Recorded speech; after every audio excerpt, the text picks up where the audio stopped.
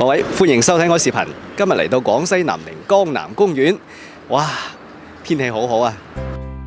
春風有信，花開有期。新春未過，廣西南寧充滿生機。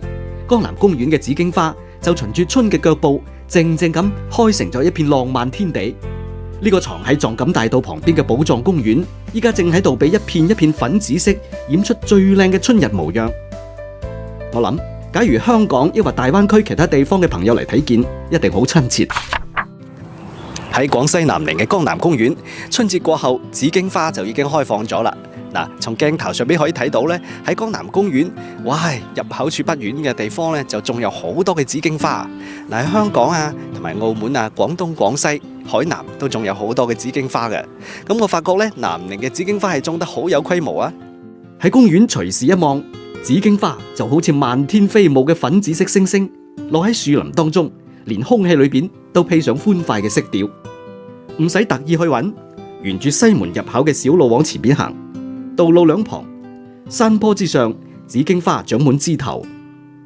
你睇下，花開得十分熱鬧，十分鮮艷，淺紫漸變深紫，粉白相間，就好似大自然打翻咗調色盤，將春日嘅浪漫盡情鋪展開嚟。其實每一年都會嚟江南公園咧睇呢個風鈴花，但係風鈴花未開嘅時候，睇紫荊花亦都係唔錯嘅選擇。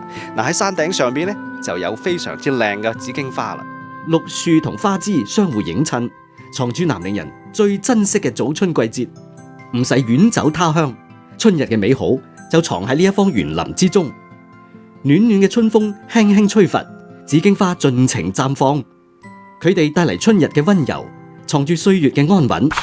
江南公園嘅紫荊花越種越多，尤其係同傳統風格嘅建築搭配起身，真係攞語言無法形容嘅中國傳統古典美。南寧嘅呢場紫荊花盛宴唔張揚，但足夠驚豔。佢用最熱烈嘅模樣訴說住南寧春日嘅詩意。趁住春風正好，趁住花開微謝，嚟廣西奔赴一場紫荊之約，將春日嘅浪漫與美好珍藏喺記憶入邊。唔好辜負春風，亦唔好辜負好時光。假如你中意我視頻嘅話，不如分享俾更多嘅朋友睇啦。唔該晒你，祝你新年快樂啊！